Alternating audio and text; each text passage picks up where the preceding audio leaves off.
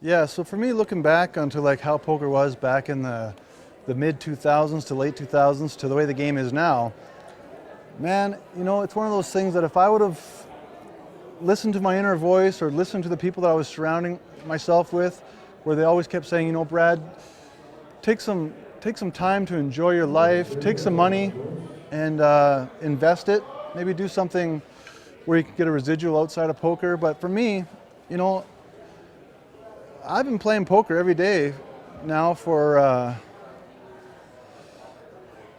mean, it's about 19 years. I think I've missed probably 70 days total in close to 2 decades. So looking back on it now, I really wish I would have invested my money into something. I really wish I would have recognized the online poker, maybe got into some sort of ownership into online. Maybe not, because, you know, it was sort of illegal at that time, so that probably wouldn't have been a good idea. But you know, just who knows what it could have been into. Maybe I should have invested into poker listings or something, you know, but I didn't. And because all I was at that time, and I guess even to this day, is a poker player. I've always just thought I was gonna play poker from when I was a kid to my entire life. You know, I'm pretty sure when I die, it's statistically likely that I'll die at the poker table, and I'm sure somebody will just announce seat open for a live one or something. I'm not sure.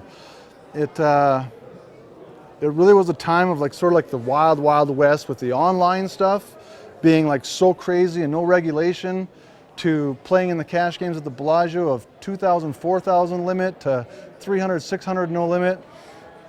Money was flying around. People were like, you know, reading a book that if they saw Ace King, they had to get it in pre. And we're talking like we'd be playing like 80 and 100K pots when a guy's getting it in with ace queen suited, ace king, and you're sitting there with aces, or somebody has jacks. It was unbelievable. I remember living at the Bellagio for, I think I was there for about 18 months. And I remember one time in my life I went outside about 4 times in 4 months. And the money was just flowing. I started off in a regular suite and ended up in a villa. And it was just unbelievable. I think my monthly expenses were about $25K a month. With the rooms and tips for the floor staff and tips for the dealers, and of course the $9 every half an hour you had to pay. But it was all relative, because I was going downstairs sort of in my living room at that time, and we were playing 200, 400, and it was nuts. I mean, the game was full with a big waiting list, and money was just flowing. There was a day I was up a Ferrari and down a Ferrari, and now I'm sort of like up an 87 Honda Civic with a dent in the front or down that. So it's definitely been a real change. Because I wasn't playing live in Vancouver for big stakes, I decided to start playing online really big. And I just went for a massive, massive downswing. I had, you know, started playing online. I think we were playing 300, 600 no limit. And I mean, I think I blasted through a few million real fast. And to this day, I'm not sure if there was a Trojan in my computer or not, or I just play bad online. We'll have to leave that. Maybe I'll find that out after these earthy years, but it was pretty sick. So I just went on a massive downswing after that and started making a lot of mistakes. And of course, with the UltimateBet scandal and things like that, it was just really tough for me to sort of bounce back. And now I'm in the process of grinding my way back up. You know, I'm in communication with the people that I owe money to, and I let them know when I'm playing events, and that if I have a deep run, I'll be able to square up with them or pay them back some and things like that. You know, and I've made a lot of progression in the last 5 years of taking care of those online transfers. You know, it's just really kind of shitty that I'm still paying back UltimateBet debt to this day.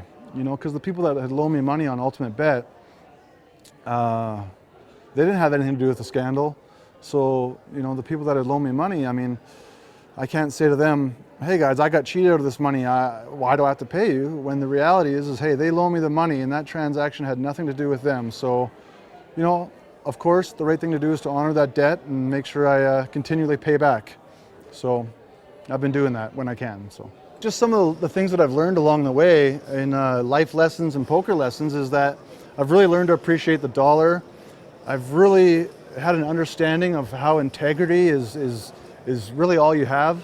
And I've made a couple of errors there, and I'll live forever with regret with that. But you know, they were mistakes, and you know, now I chalk them up as experiences. So when it comes to like appreciating the smaller things in life now, man, it's about your friends. You know, I've really, you know, realized who my real close friends are, and if I have $3, $4, $5 million or more one day, I don't need a big circle of friends. I know who my friends are now.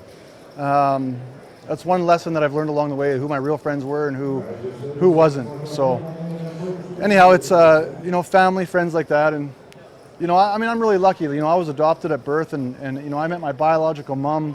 It'll be 5 years this October 2nd, and you know, so I've really come to value the small things in life. Are really kind of the most important. All that materialistic stuff of like partying at one of the clubs and buying bottle service and all that sort of stuff is highly overrated and very lonely.